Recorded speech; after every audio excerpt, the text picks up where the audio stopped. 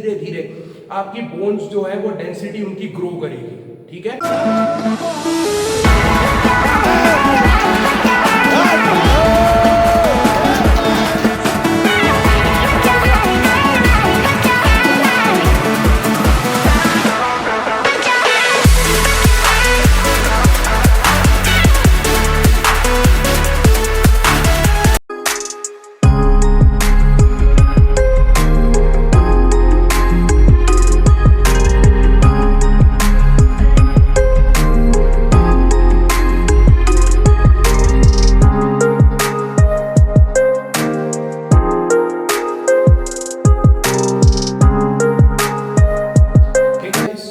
Workout session complete कर लिया है और मैंने सोचा आप लोगों के आंसर कर दूं क्वेश्चन को। जो एक क्वेश्चन मेरे से पूछा गया था, ऑफ्टन पूछा जाता है और बहुत लोगों की क्वेरी वैसे भी होगी, वो ये है कि भैया आप इतना वेट उठाते हो, हर चीज इतना हैवी हैवी लिफ्ट करते हो, लेकिन आप अपने जॉइंट्स को, बोन्स को कैसे प्रोटेक्ट करते हो?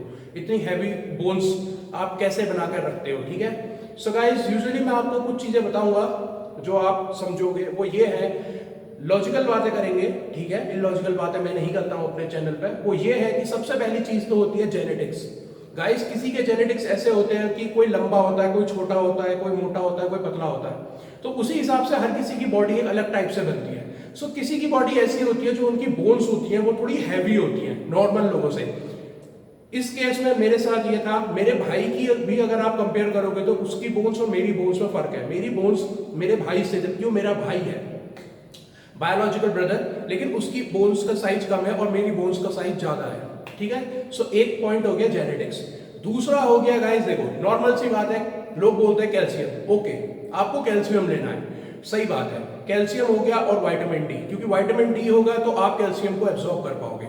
अब विटामिन डी के सोर्स क्या होता है? सबसे अच्छा तो होता है सनलाइट। ठीक है, और यूजुअली मैं आपको एक बात बता दूं, विटामिन डी एक ऐसी चीज है जनरली बहुत लोगों में, बल्कि आप बहुत मतलब 80 to 90% लोगों को समझ लो कि मतलब इनमें विटामिन डी की कमी रहती है। ठीक है, और विटामिन डी एक हार्मोन की तरह भी काम करता है। अगर आपकी बॉडी में विटामिन डी कम होगा तो मैं आपको बता दे रहा हूं कि आपकी सुबह जो नींद है वो भी एनर्जेटिक नहीं खुलेगी, आप थकान टाइप का महसूस करोगे। इसका मतलब ये है कि विटामिन डी की आपकी बॉडी में कमी है। ठीक है, और भी बहुत से फैक्टर हो सकते हैं, लेकिन उनमें एक फैक्टर ये भी होता है कि विटामिन डी की आपकी बॉडी में कमी है, क्योंकि प्रॉपर लोग सनलाइट में नहीं जाते हैं भाई। ठीक है, अभी ठंडियों का टाइम था तो इंसान थोड़ा बहुत धूप में जाता है, लेकिन क्या कपड़े पहनकर जाता है, सो धूप तो मिली नहीं, बॉडी को विटामिन डी प्रॉपर मिल नहीं पाया। ठीक है, सो क्या आप विटामिन डी को सप्लीमेंट कर सकते हो? मार्केट से आप दवाई ले लो, मैं दवाई का नाम नहीं बताऊंगा, वो आप अपने डॉक्टर वगैरह से पता करो। आप vitamin D as a supplement add कर सकते हो। ठीक है, और आप देखोगे कि आपकी बॉडी में बहुत ज्यादा इंप्रूवमेंट्स दिखेंगे, आप एनर्जेटिक टाइप का फील करोगे सुबह जब उठोगे तो सबसे पहली बात हो गई ये। अब दूसरी बात होगी कैल्शियम। कैल्शियम के लिए आप क्या कर सकते हो? या तो सप्लीमेंट कर सकते हो या फिर मिल्क वगैरह, मिल्क में बहुत अच्छा आपको कैल्शियम मिल जाता है, तो आप मिल्क। मैं डेयरी प्रोडक्ट्स बहुत कंज्यूम करता हूँ। एक बात और बताता हूँ, जैसे दही हो गया एंड आपका मिल्क हो गया, ये मेरी डाइट में बहुत ज्यादा अमाउंट में रहता है, सो इस वजह से मेरे को कैल्शियम वगैरह की प्रॉब्लम नहीं होती है। और मैंने एक फर्क भी देखा है, जब आप डेयरी रिलेटेड प्रोडक्ट्स लेते हो तो आपकी बोन्स जो होती है ना वो बहुत ज्यादा मजबूत आप फील करोगे। ठीक है, और मतलब आपकी बोन्स का जो साइज है वो एक दिन में नहीं होगा। पहली बार फिर बता रहा हूं, लोग सोच रहे हैं अगर मैं आज से दूध पीना शुरू कर दूं हो जाए, नहीं गाइस, ये एक लाइफस्टाइल होती है, आप सालों तक ये करोगे तो ये सब चीजें धीरे धीरे आपकी बोन्स जो है वो डेंसिटी उनकी ग्रो करेगी। ठीक है, सो आप अपनी डाइट में अभी से ऐड कर लो मिल्क वगैरह, डेयरी प्रोडक्ट्स वगैरह। अगर आप नहीं करते हो तो आप देखो, एक और फैक्ट बताता हूं, जनरली क्या होता था पहले तक जो लड़कियां होती थी, आप अगर भारत का भी देखोगे, आप हिस्ट्री पे चले जाओगे तो वहां आपको पता चलेगा गर्ल्स जो होती थी उनको जब वो 40s 50s, अभी भी इस वक्त भी आप देखोगे, रिसर्च करोगे तो 40s 50s पे आती हैं तो उनकी जो बोन्स वगैरह होती है बहुत ज्यादा पेन करती है, ऑस्टियोपोरोसिस एंड ऑल, बहुत सारी उनको प्रॉब्लम्स होती हैं। वो क्यों? इसी वजह से, क्योंकि पहले तक माना यह जाता था गर्ल्स के साथ डिस्क्रिमिनेशन वगैरह रहता था थोड़ा बहुत, जहां मतलब गर्ल्स को प्रॉपर नहीं मिल पाता था। अगर डिस्क्रिमिनेशन भी नहीं होता था तो गर्ल्स कुछ नहीं करती है, कंज्यूम नहीं खाती है, बहुत सी गर्ल्स ऐसी होती है जो ज्यादा खाना नहीं खा पाती है, सो उनको प्रॉपर न्यूट्रिशन नहीं मिलता है, प्रॉपर डेयरी प्रोडक्ट्स नहीं मिलते, तो उनकी बोन्स जो होती है वीक रहती हैं। एक और ये फैक्ट हो गया। अब तीसरा फैक्ट बताता हूं गाइस, वो है आपका optimum testosterone and estrogen levels. Estrogen level अगर आपका अच्छा है, बढ़िया मेंटेन चल रहा है, तो आपके जो जॉइंट्स हैं वो एक तरीके से रोबस्ट रहेंगे बिल्कुल आप। ठीक है, आपके जो जॉइंट्स वगैरह हैं वो बहुत अच्छा फील करेंगे। थोड़ा ल्यूब्रिकेटेड टाइप का फील करेंगे। वहीं अगर आपका एस्ट्रोजन लेवल कम है तो आपके जॉइंट्स वगैरह बहुत पेन करेंगे, ठीक है, एस्ट्रोजन रिलेटेड। टेस्टोस्टेरोन बहुत हेल्प करता है। टेस्टोस्टेरोन की वजह से आपकी मसल्स का एज वेल एज आपकी बोन्स का डेवलपमेंट बहुत ज्यादा होता है। सो टेस्टोस्टेरोन बहुत इंपॉर्टेंट है गाइस। ऑप्टिमम टेस्टोस्टेरोन लेवल एक अच्छी पावरफुल फिजिक के लिए बहुत ही ज्यादा हेल्पफुल होता है। सो टेस्टोस्टेरोन एक और फैक्टर हो गया। अब एक फैक्टर और बताता हूं, वो है प्रोटीन। आप अगर अच्छा प्रोटीन कंज्यूम करते हो, प्रोटीन मतलब सप्लीमेंट नहीं, प्रोटीन मतलब जनरली आप जो डाइट से लेते हो, अगर आप प्रोटीन कंज्यूम कर रहे हो तो आपकी मसल्स का नहीं, आपकी बोन्स का भी साइज डेवलप होता है, ठीक है गाइस। और एक और आपको मैं फैक्ट बता देता हूं, वो ये है, जो लोग हैवी वेट लिफ्ट करते हैं तो उनका क्या होता है, सिर्फ मसल्स का ही साइज नहीं बढ़ता गाइस, उनकी वेन्स का, उनकी मसल्स का और उनकी जो आप देखोगे जॉइंट्स वगैरह, वो सब भी बहुत ज्यादा मजबूत बनते जाते हैं, लेकिन एक पीरियड तक। लेकिन ऐसा भी है कि आप जरूरत से ज्यादा करोगे तो जॉइंट्स वीक भी हो जाते हैं क्योंकि मसल ओवर पावर्ड हो जाती हैं।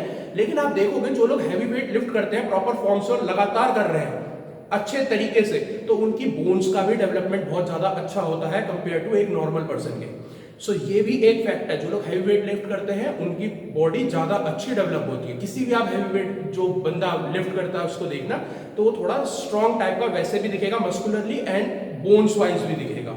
सो ये भी एक बहुत बड़ा फैक्ट होता है। सो ये सब चीजें जब आपस में मिल रही होती हैं, सब कंबाइन होती है, तो एक अच्छा तरीके का आपका क्या होता है, एक डेवलपमेंट होता है बॉडी का, ठीक है। और ये सब चीजें कोई एक दिन में या 2 दिन में नहीं कर सकते हो आप, ये सब चीजें बहुत वक्त लेती हैं, 5 साल 6 साल 10 साल 15 साल। सो ये धीरे धीरे धीरे धीरे ग्रो करने वाली चीजें। सो अभी से अपनी डाइट वगैरह को इस तरीके से बनाओ कि आपको फ्यूचर में कभी भी कोई प्रॉब्लम वगैरह फेस ना करनी पड़े।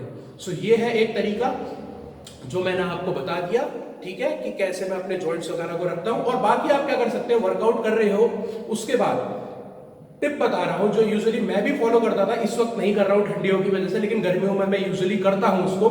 जॉइंट्स वगैरह वर्कआउट के बाद मैं क्या करता हूं, एक बर्फ ले लेता हूं एक पॉलिथ बैग में और बर्फ फ्रिज में रख लेता हूं। उसके बाद अपने जब मैं घर आ जाता हूं तो उसके बाद अपने नीज वगैरह जॉइंट्स वगैरह पे थोड़ी देर बर्फ लगा के रखता हूं।